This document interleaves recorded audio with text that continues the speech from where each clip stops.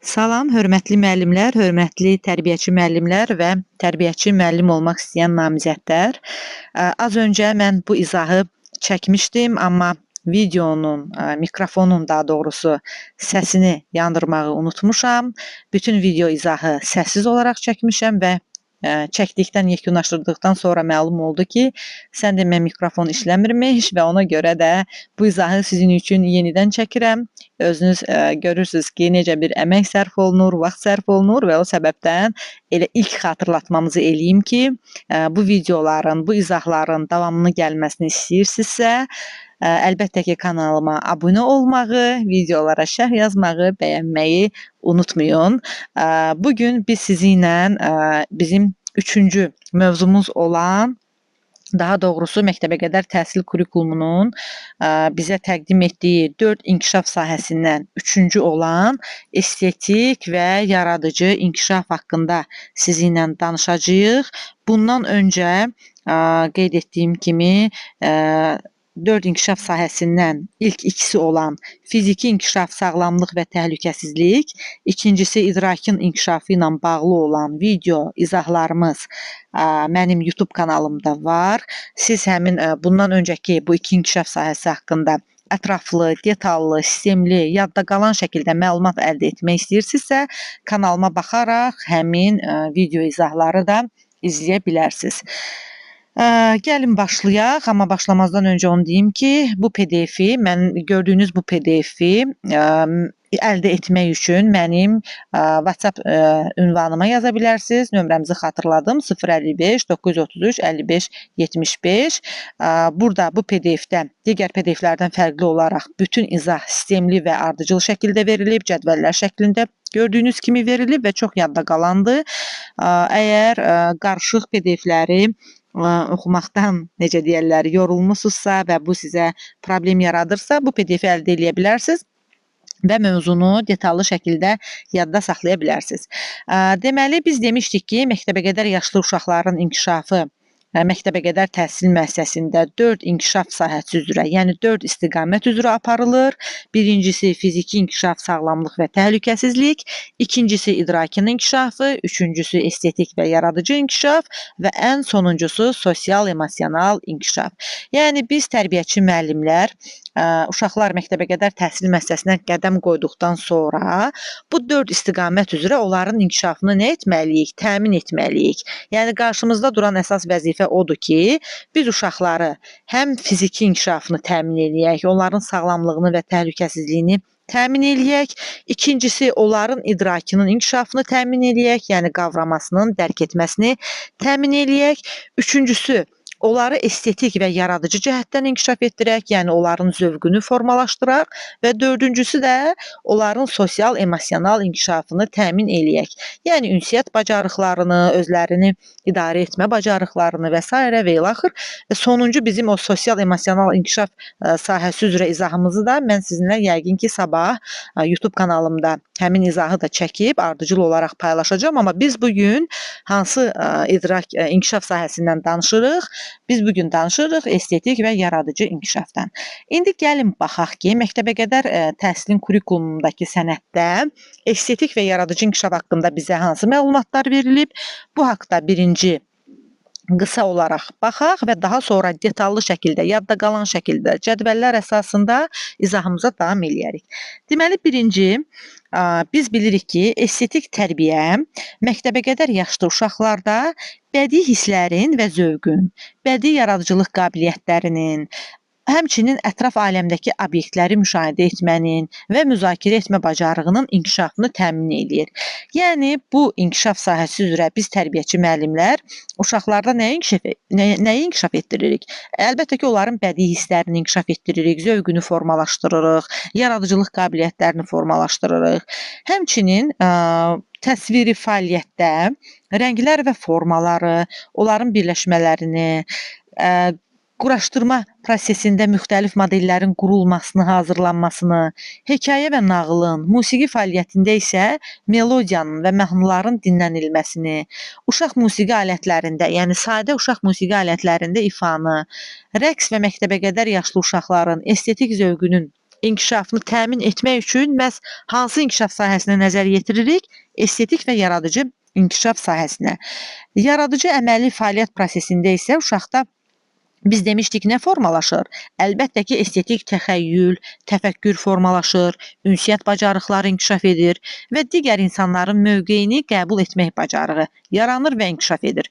Digər insanların mövqeyini qəbul etmək, yəni digər insanların da zövqünü, onların da həyata baxışını, estetik zövqünü qəbul etmək bacarığından burada əlbəttə ki, söhbət gedir.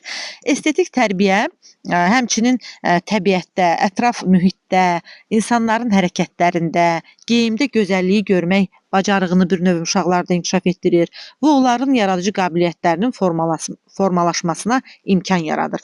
Yəni bura nə daxildir? Musiqi zövqü, musiqi duyumu, təsviri fəaliyyətdəki uşağın fəaliyyətləri, inkişafı bura daxildir.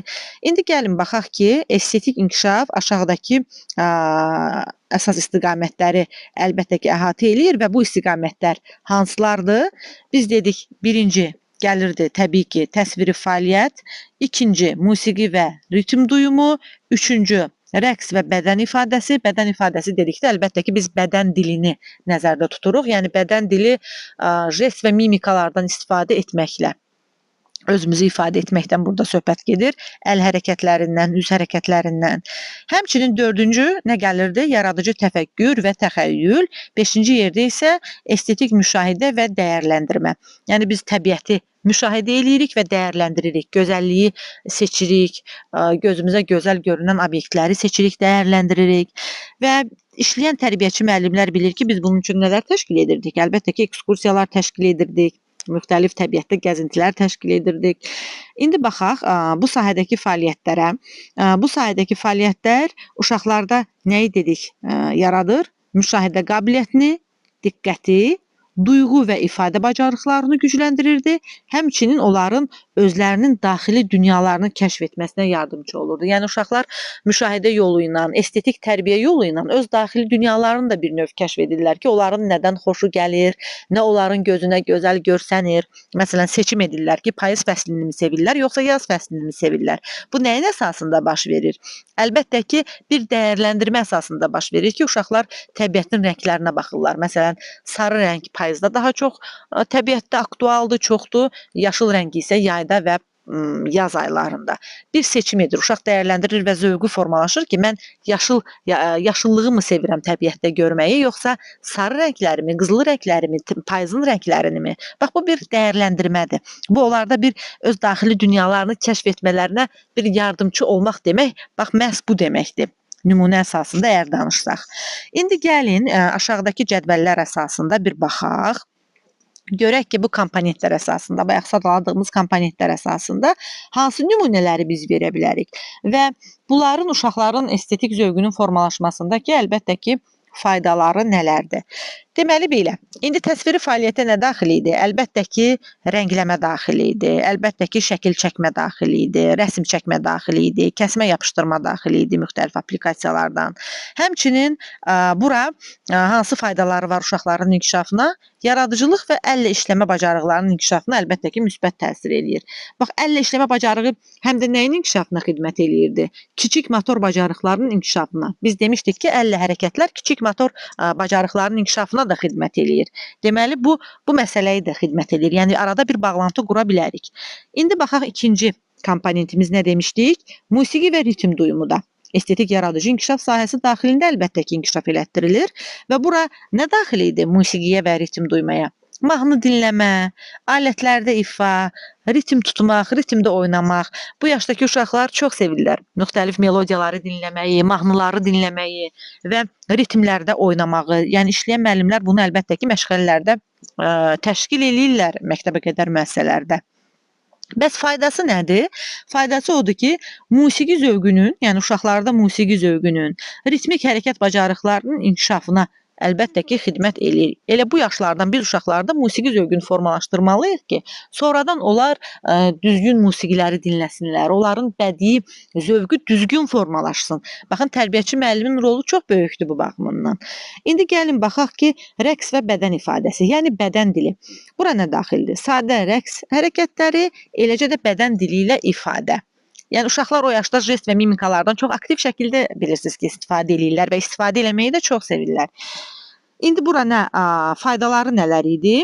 Birinci növbədə hərəkət koordinasiyası yaradır və ikinci növbədə də emosional ifadə bacarığını artırır. Yəni emosional olaraq uşaqlar hisslərini jestləri ilə ifadə edirlər də, yəni üz hərəkətləri ilə ki, onların nə xoşuna gəlir, nə onları sevindirir və yaxud nə kədərləndirir. Yəni o ifadə onların üzündə meydana gəlir. Bu da mimikalar vasitəsilə bir ifadədir ki, bədən ifadəsi də, bədən dili ilə ifadə də buna daxildir. Həmçinin indi baxaq, yaradıcı təfəkkür və təxəyyülün inkişafına necə təsir edir? Bura əsasən nağıl danışma, hekayə qurma və rollu oyunlar təşkil etmə. Biz nağıllar danışırıq, hekayələr danışırıq uşaqlara və bu zamanda onların əlbəttə ki, nəyi geniş inkişaf eləyir? Təxəyyülü, fantaziyası, təfəkkürü inkişaf eləyir. Faydaları daha sonra davam etsək, burada daha nə əlavə eləyə bilərik? Yaradıcı düşüncə və əlbəttə ki, empatiya bacarığını. Yəni onlar özlərini həmin hekayədəki qəhrəmanların yerinə qoyurlar, onların yerində özlərini təsəvvür edirlər, düşünürlər və bu da onlarda empatiya bacarığının inkişafına əlbəttə ki, kömək eləyir. Və sonuncu komponentimiz olan estetik müşahidə və dəyərləndirmə. Yəni dəyərləndirmə dedikdə biz bir növ burada qiymətləndiririk də. Yəni uşaqlar pisi yaxşıdan ayırmağı, zövqlü musiqini zövqsüz musiqidən ayırmağı burada ayırd eləyirlər, hansı rəngləri sevirlər. Yəni özlərinə dair müəyyən bir məlumatlar həm də əldə eləmiş olurlar. Yəni özlərini də burada bir növ kəşf eləyirlər, öz zövqlərini. İndi baxaq. Məsələn, biz uşaqları təbiətdə ekskursiyaya aparırıq məktəbə qədər müəssisələrdə. Bilirsiniz ki, bunlar təşkil olunur və onlar təbiətin gözəlliyini müşahidə edirlər, rəngləri müşahidə edirlər. Həmçinin geyimləri seçməyi, məsələn, burada daxil eləmək olar ki, hansı rəngli geyimləri geyinməyi sevirlər. Bu da onların estetik hissinin yaranmasına və estetik hissin qiymətləndirmə bacarığının formalaşmasına xidmət eləyir. Bir fayda olaraq, uşaqların inkişafına bir fayda olaraq. Və burada mən istəyirəm ki, qısa bir xatırlatma da eləyim sizə. Görürsünüz ki, biz burada cədvəl şəklində vermişik. Bu PDF-i əldə etmək üçün mənə WhatsApp nömrəsində yaza bilərsiniz. 055 933 55 75. Bu tamamilə ödənişsiz olaraq mən sizə bu PDF-i yollayaram və həmçinin mən onu da qeyd eləmək istəyirəm ki, bu izahlar sizə yalnız test mərhələsində deyil, həm də müsahibə mərhələsində də çox kömək ola bilər. Məsələn, ola bilər ki, bizim aramızda elə müəllim namizədlər var ki, həm sertifikasiyaya hazırlaşan, həm qəbul imtahanına hazırlaşan ki, müxtəlif uzun-uzadı PDF-ləri oxumağa ya səbrimiz çatmır, ya ailə vəziyyətimizə görə vaxtımız olmur. Çünki əksəriyyəti mən bilirəm ki, xanımlardır imtahana hazırlaşanların və bizim ailə qayğılarımız olur, məişət qayğılarımız olur. Yəni rollarımız bu həyatda çoxdur. Müxtəlif rolları ifa eləyirik. Müəllim rolunu, evdə valideyn rolunu, ana rolunu, məişət qayğılarımız əlbəttə ki, çox olur. Ola bilər ki, siz məsələn ev işləri görə-görə dinləmək istəyirsiniz. Yəni həm dinləyərək öyrənmək isə daha rahatdır. Həm də ola bilər ki, vaxt çatışmazlığı baxımından belə dinləyərək öyrənmək üçün bu videolara baxa bilərsiniz. Mən detallı olaraq, sistemli şəkildə həmin izahları sizə burada təqdim eləyirəm və çox xahiş eləyirəm ki, əgər bu izahların davamının gəlməsini istəyirsinizsə, kanalıma abunə olmağı, bəyənməyi və şərh yazmağı əlbəttə ki, unutmayın. Mən sizə detallı olaraq bütün bizim mövzularımızı izah edəcəm, sistemli şəkildə izah edəcəm və siz də faydalana bilərsiniz və hamı bütün izahları da YouTube kanalımda sizə təqdim edəcəm. Eləcə də dərslərimizə qoşulmaq üçün də mənə WhatsApp ünvanımıza yaza bilərsiniz. 055 933 55 75 ünvanı nömrəsi ilə əlaqə saxlaya bilərsiniz. İndi gəlin davam eləyək. Baxaq ki, estetik və yaradıcı inkişafın təmin edilməsi üçün bəs biz müəllimlər hansı fəaliyyətləri həyata keçirə bilərik? Deyək ki, sizə müsahibə mərhələsində belə bir sual təqdim olunur münsiflər heyəti tərəfindən ki, siz məktəbə qədər yaşdakı uşaqlarda onların estetik və yaradıcı inkişafını təmin etmək üçün hansı fəaliyyətləri qura bilərsiniz, hansı fəaliyyətləri təklif eləyə bilərsiniz? O zaman biz müxtəlif sahələr üzrə fəaliyyətləri əlbəttə ki, təqdim eləyə bilərik bu cədvəli yadımıza salıb. Deməli, təsviri sənət üzrə birincisi rəsm çəkmək, rəngləmək, kəsmə yapışdırmadan istifadə etmək, musiqi fəaliyyəti üzrə nə edə bilərik? Təbii ki, müxtəlif melodiyaları, mahnıları dinləmək, oxumaq, uşaqlar xorda oxumağı sevirlər və sadə musiqi alətlərində təbii ki, ifa bura daxildir. Rəqs və ritmdə sadə ritmik hərəkətlər, rəqs oyunları, bizim müxtəlif xalq rəqslərimiz var. Onlar da uşaqlara məktəbə qədər yaşdan bilirsiniz ki, öyrədilir. Yaradıcı təxəyyülünü inkişaf etdirmək üçünsə biz nə edə bilərdik? Onlara nağıl danışdırmaq, həm özümüz nağıl danışa bilərik, həm də uşaqlara nağıl danışdıra bilərik. Yəni uşaqlar özləri də xoşlayırlar özlərinin quraşdırdığı nağılları səsləndirməyi, söyləməyi və onun qəhrəmanı olmağı, həmçinin hekayə və situasiya əsasında rollu oyunlar yaradırıq. Yəni müxtəlif hekayələri onlara oxuyuruq, uşaqlar dinləyib həmin hekayə haqqında məlumatlı olurlar. Sonra həmin hekayə əsasında onlara müxtəlif rollu oyunlar veririk. Hərəsi bir hekayə üzrə müxtəlif qəhrəmanları canlandırırlar. Yəni bilirsiniz ki, bu uşaqlar üçün çox maraqlı olur və bu da onların yaradıcı təxəyyülünün inkişafına xidmət eləyir. Və estetik müşahidə və dəyərləndirməni yaratmaq üçün biz nə edirdik? Təbii ki, birinci növbədə burada ekskursiyalar gəlir, təbiət gəzintiləri təşkil edirik və bu gəzintilər zamanı uşaqlar təbiətin gözəlliklərini müşahidə edirlər və əşyaları dəyərləndirirlər. Yəni onların bir bədii dəyərləndirməsini həyata keçirirlər ki, onların nə xoşuna gəlir, onların zövqü necədir? Bu da əlbəttə ki, uşaqlarda estetik zövqün formalaşmasına, hələ kiçik yaşlardan onların o xarakterik xüsusiyyətlərinə uyğun olaraq estetik zövqünün formalaşmasına çox böyük bir xidmət göstərir. Və siz bilirsiniz ki, hörmətli müəllimlər, mən hər zaman video izahlarımızın sonunda sizə suallar refleksiya üçün, yəni qiymətləndirmək üçün ki, bugün biz nə öyrəndik, yeni nələr öyrəndik? Bu refleksiya o deməkdir də, siz bilirsiniz. Refleksiya üçün suallar təqdim etmişəm, amma bu dəfə bu sualları oxumayacağam. Siz özünüz, mən çox xahiş eləyirəm ki, videonu bu hissədə dayandırın və sonda refleksiyalı suallarına baxın.